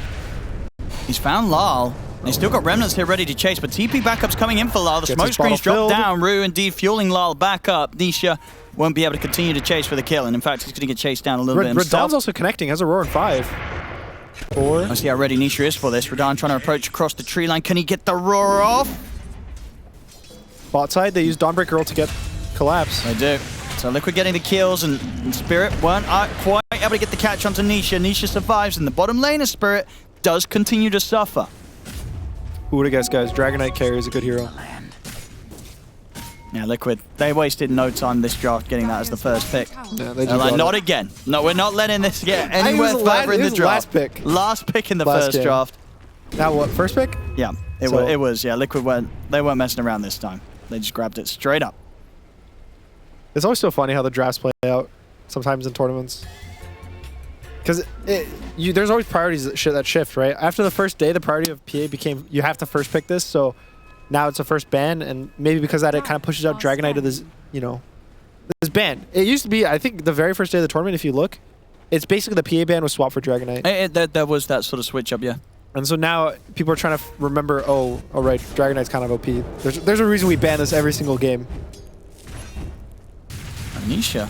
I'm impressed with Nisha, even with the amount of... I mean, Rue, he gets the setup, the burst, Okay. it's there. You're trying to jinx the man or what? Yeah, it's my fault. I was going to say he's down 1,000 Yep. gold, but almost solo killing Laurel, continuously pressuring, but... Oh, look at this Boxy. Yeah. He might be able Collapse to... might go down here. Yeah, the Insane is coming in with the follow-up. He's going to stun himself? Yeah, he's very dead. Okay. Collapse dealt with again down. That's 4 deaths. A rough start for Collapse on the Bristle. Liquid have done a great job of punishing him in this early game. Well, the question's, would you want your Beastmaster to be in this position or Bristleback? I honestly kind of feel like you would rather your Beastmaster be in this position. Sure, because you just feel that a Beastmaster can sit back, hit the Yeah. jungle, recover easier than a Bristle can. You can let the Hoodwink stack Ancients, Yeah. then the Bristle... So when Bristle does the Ancients, he has to take damage, because you want your passive to proc. And so it's way easier to contest. Versus Beastmaster takes 0 damage doing Ancients, he just throws axes, he doesn't feel forced to commit to it. So they both have the catch-up mechanic. I just think Beastmaster's safer at doing it. Nice pass there, Root. Can you jump away to safety? He's going to get caught, right? Illusion? Yeah. No, not going to get it in time. Slight Fist is there for Nisha. A little bit more of an action-packed start this time round. Game 2, 10 for 9.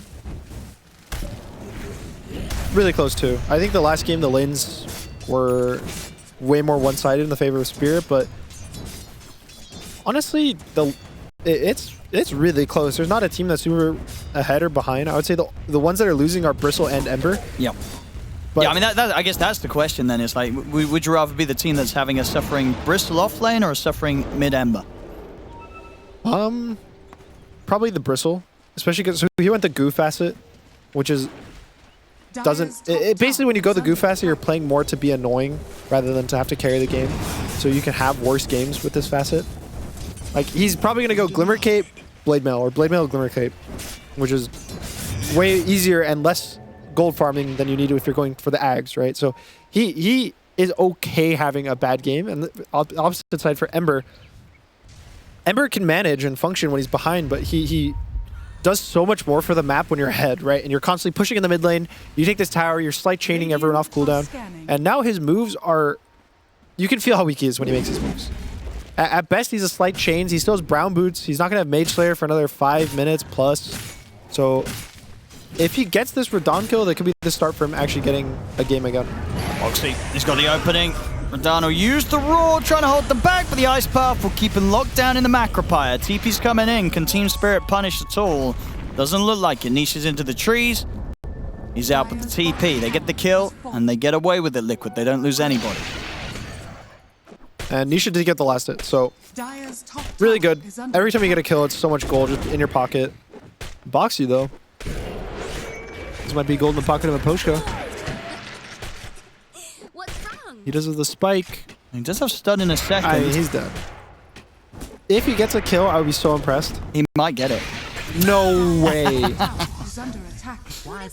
Easy. Yeah, smiles on Boxy there. Okay.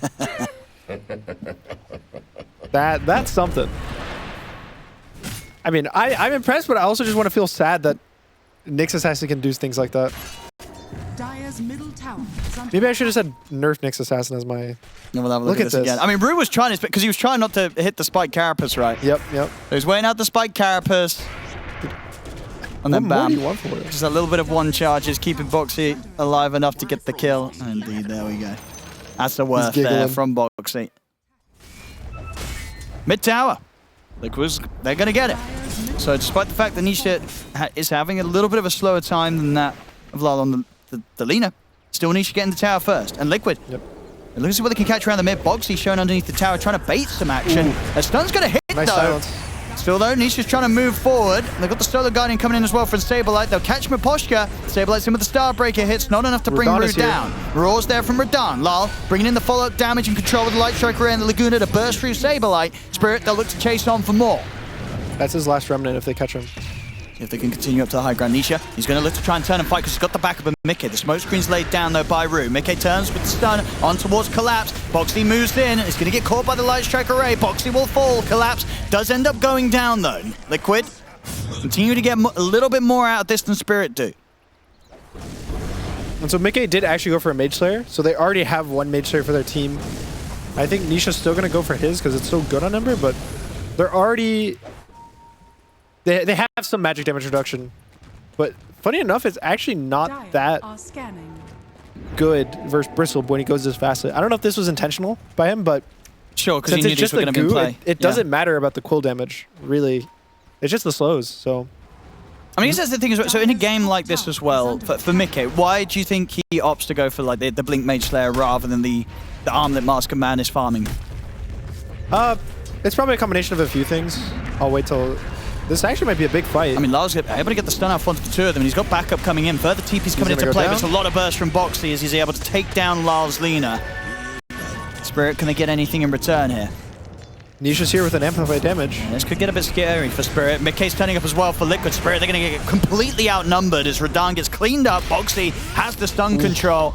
The Nyx Assassin factor definitely causing quite a few issues for Spirit. There's no way Collapse gets out. Oh. Having fun. Well, they can slowly but surely take him down. Another one for Liquid, starting to really bump up a lead. 19 to 12, 6k advantage. These moves coming a bit easier. And I guess we're seeing indeed with why that sort of build is the one here for Mickey. He's getting very, very involved. I think it's a combination of how Liquid usually plays with Mickey. In terms of his carries are usually starting fights, going in with stuns. He wants to group up, kind of like Duraccio, how he plays. I also think it's with the Dawnbreaker specifically. Usually the offlaners a lot of the time are these tanky heroes that go in first, but Dawnbreaker is the opposite. She needs someone to go in for him. And Ember's actually kind of hard to be this follow-up. Because you slight chains and she can't ult off it because you're so far out. So having someone who goes in, blinks stuns, lets Dawnbreaker ult on him, it just makes the game way easier for everyone to play. So Mickey now has a role in the game. Saberlight now has someone to ult to. Nisha doesn't feel like he has to commit every single fight. It just makes the game play smoother. And it's not like buying a Mage Slayer hurts Dragon Knight's ability to farm. He's a built-in cleave, so he's still top net worth with, you know, a fighting item, quote-unquote, and he's getting the fights off with it. So it's just more and more gold going to the side of Liquid, and they're up 7,000 gold now. Yeah, Mickey's crushing it so far. With, a bit of a different to the alternative style as opposed to what we saw from Radan on his Dragon Knight game 1. He went for the full carry. But so far, hitting similar timings probably in terms of early GPM. Good courier snipe there from Rue. Had quite a bit of items there that were coming out the way of Insane. It would have been very close to having that full 4-star otherwise. Boxy has his Dagon already, which is not good. He's just playing Collapse and farm. And Rue continuing to... What's that, 3 now? Keep the courier sniping going, yeah. Top, Mickey's in with the jump. They're going to try and see if they can burst through Collapse. There's a Blade Mail. A slight change is there. They'll get him. Dagon from Boxy to seal the deal. And quick moves now down towards the bottom. Liquid maybe seeing if they can set something up on the other side of the map. On top of getting that pick. Top. Radan is under a ward. And Boxy. There's no sentry here though, so they will not see Boxy. Boxy can get the opening, and Seni can come in with the follow-up. He'll go for the easy kill first. They'll settle for Miposhka. Gives the space and time for Radan to back off and for Lal to realize that this is not a part of the map he wants to enter into. And keeping up this control, 21 to 12. Liquid not showing any signs of losing or letting that advantage slip away from them right now. I feel like now it's starting to either feel like the lane swap wasn't good for the Beast and the Bristle, because I haven't felt... Oh, the TP's so long! He's gonna get him! It was indeed a longer one, and that means that Mickey's just able to walk up and Dragon Tail at the last moment as well. It almost looked like he wasn't gonna get it because of the Dragon Form ending, but he had that time to just walk up and get him at melee range. Yeah, and I feel like his timings aren't faster than an offlaner. And now Collapse is 1 and 7, so he hasn't really had the impact that you would want from Collapse. So, you know, you're starting to question was it worth it to pick these two heroes and put them in the lanes you did? Sure, maybe in the early game, Beastmaster had a better lane, but Radiant's courier has been killed. it's worrisome. I don't know how Collapse is going to find his way into this game. It's tough. Yeah, the net worth situation looking rough. Boxy, Dire's middle tower. It's got to be a is under Glimmer Cape. he's 1 kill away from taking over the farm that Collapse has on the Bristle on the other side. Yep. He's been having a great game on the Nyx Assassin. We've seen a few of these now here in DreamLeague, just games where supports on their Nyx Assassins, they just pop off. Rue? Got Nisha's Courier. He keeps getting the couriers. This time they should be able to make him pay for it. They're ready and prepared to deal with him. And this is going to be the test for Spirit. Can they turn this game around? It looks kind of difficult. We're only 19 minutes in and already the numbers don't look great for them. The Aghanim's on Lal. Ags on Dawnbreaker as well. Collapse in the mid. I mean, they're just able to kill him. Dead. It's so hard for him to farm it anywhere. With the tough game that Collapse is having, he just dies so easily. And Liquid, they can start pushing multiple lanes at the same time. Mickey on the bottom tier 2. The rest of the team getting the pressure on towards the tier 2 mid. Yeah, what's the plan for Spirit? How do you slow this down? It's a lot on Laurel. I think he has to get kills consistently with his Ags. But it's a concerning sign when Dragon Knight's completely alone, hitting your tier 2. You have Lina Hoodwink. That's so much burst damage, and they walk away. They give it up to free.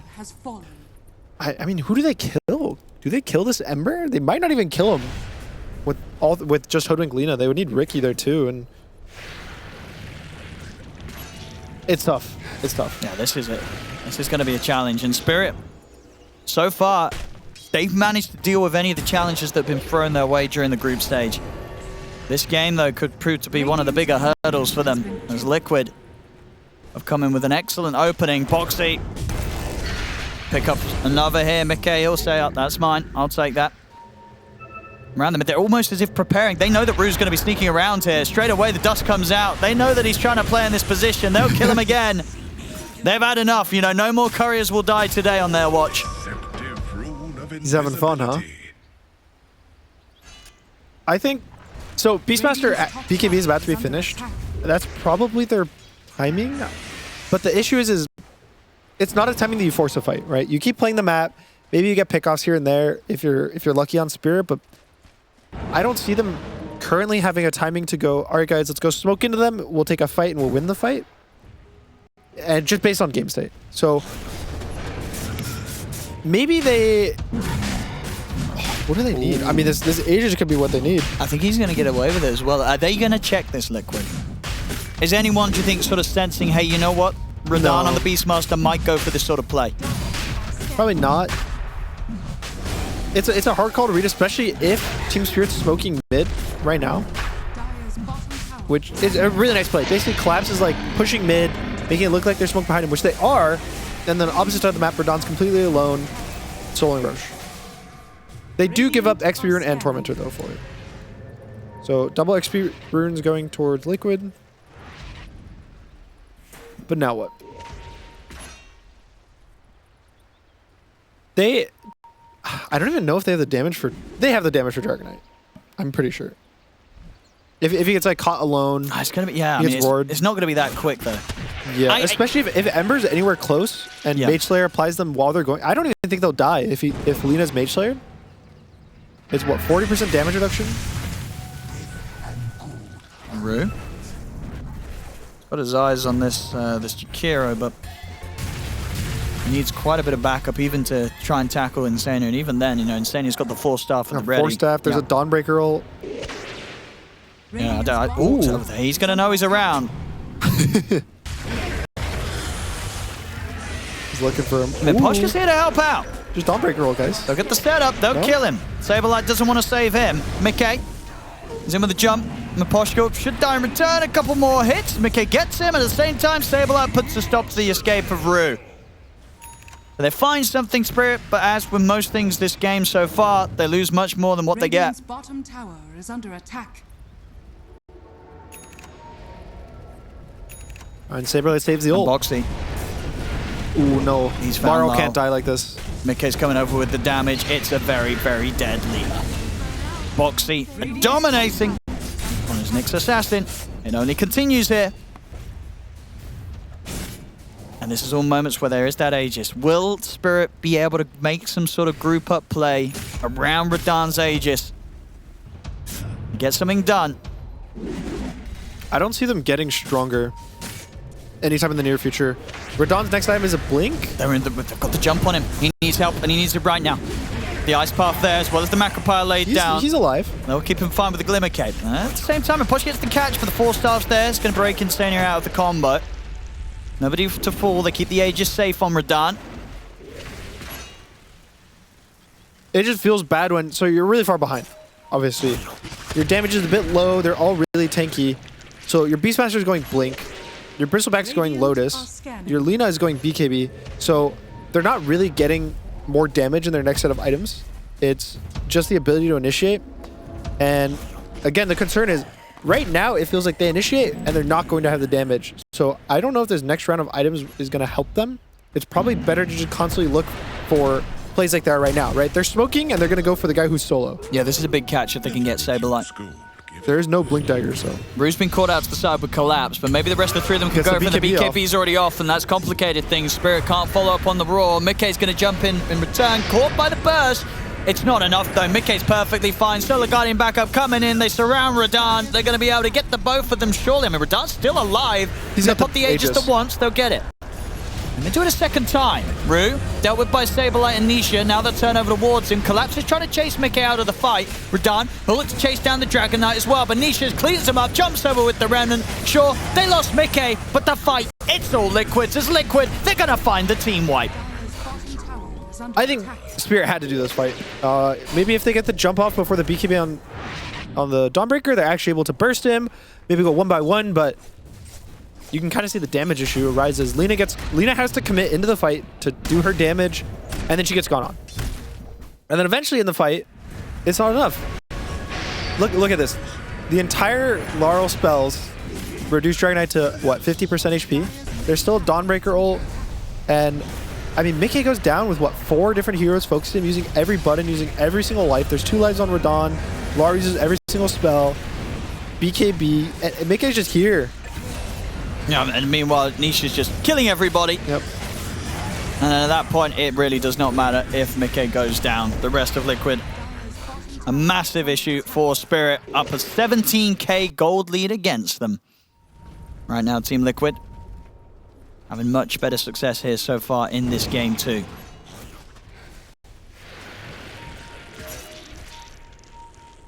And so now, I guess if you're Team Spirit, you're kind of asking yourself, how do we play the game?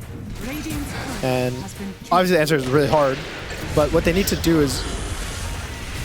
Boxy with another kill. I mean, yeah, Boxy just continues to find these solo pick-off plays. And Liquid, I mean, Mickey's charging in. Well, he's really charging in. There's a Solar Guardian coming in to help him out, but he went pretty darn deep here. They're going to try and turn and take Mickey down. Dragon Slave comes in. Mickey, he'll fall. They got him. Nice trick away over towards Saberlight, but the BKB's out. He'll pull himself over towards Radahn. Buyback coming out now from Spirits to support. Saberlight swings in with the Starbreaker. They'll kill Radahn off. Nisha turns his attention over towards Collapse. They'll hold him back with the Ice Path.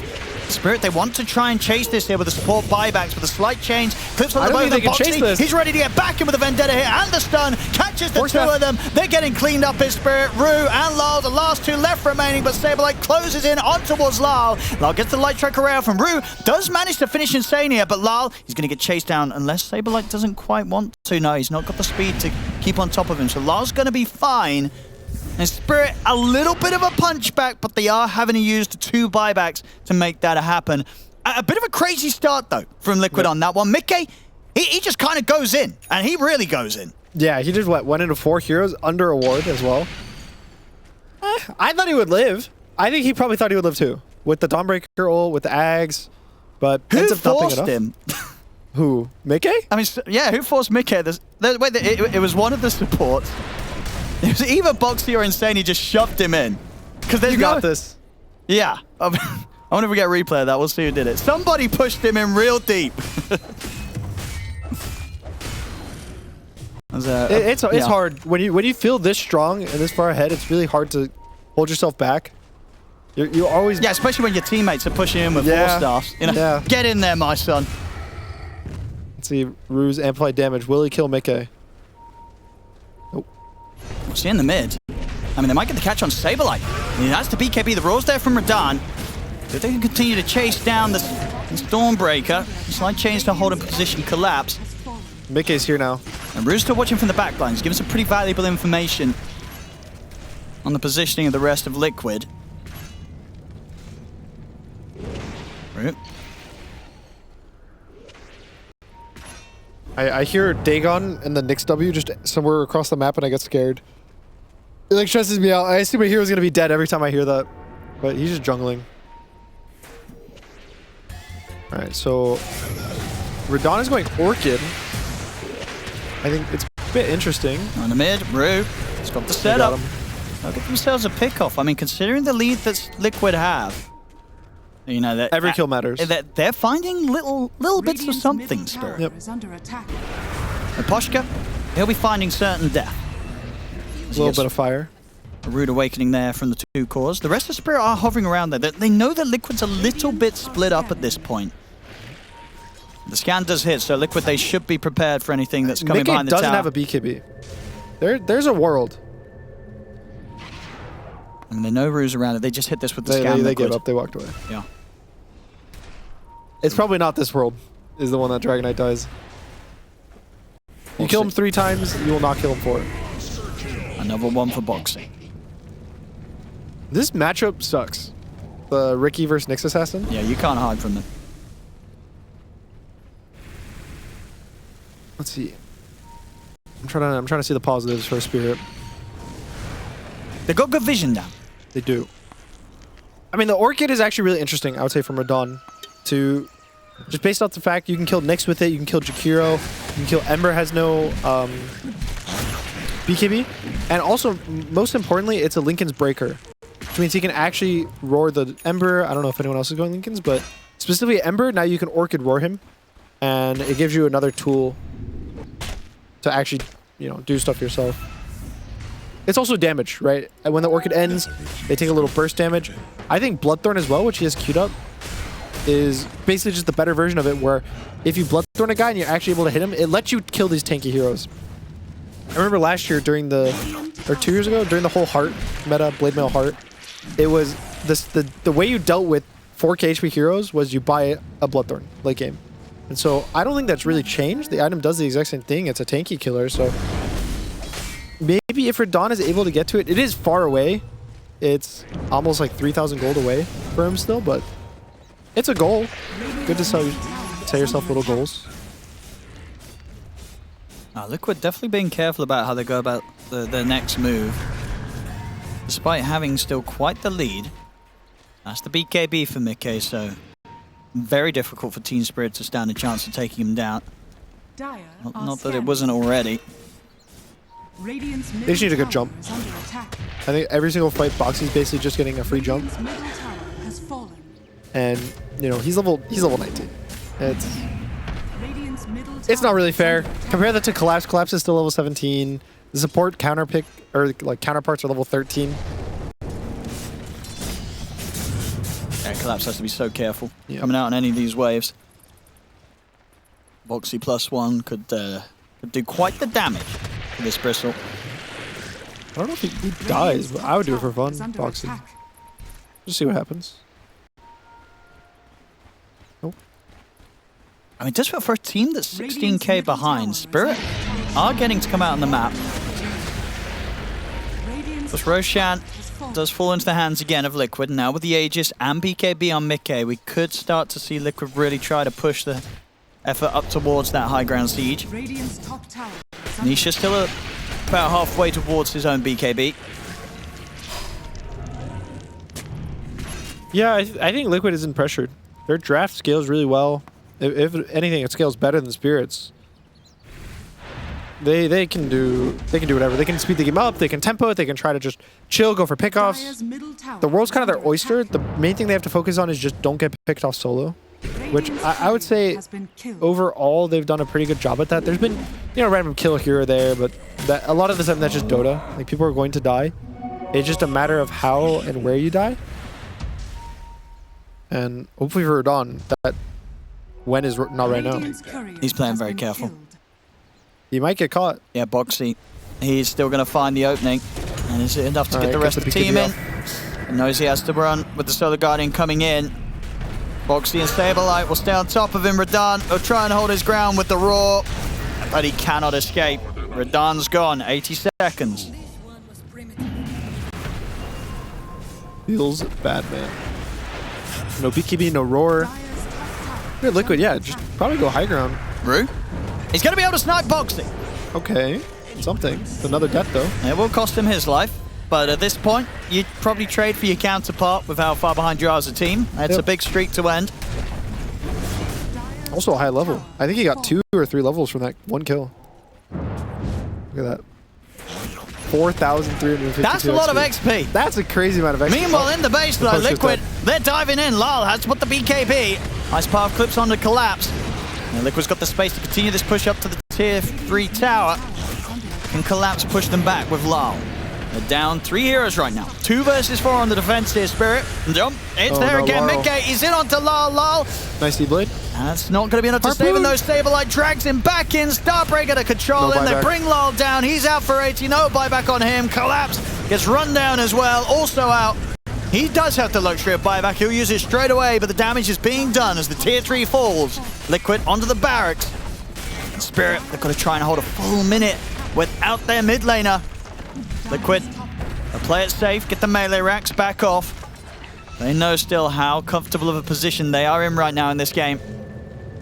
I think thankfully for Spirit, there's mid tier 2 still standing, so can't get 2 sides, but yeah, massive win. Honestly, Collapse also using his buyback. It's what? So Radon goes down top, Rue goes down for a trade, and then Mapoche gets 1 shot, and then it's just like it feels almost 1 by 1, right? There's not a time where we're gonna bring 5 heroes, we're gonna stun you guys as 5, click all our spells, and you know, whoever wins. It's a lot of Liquid just kind of catching them. And I think, again, to give Boxy a lot of credit, I think he's been playing amazing this tournament so far. And it's a lot on the Nyx Assassin getting pick-off after pick-off, the same way we saw his Bat earlier.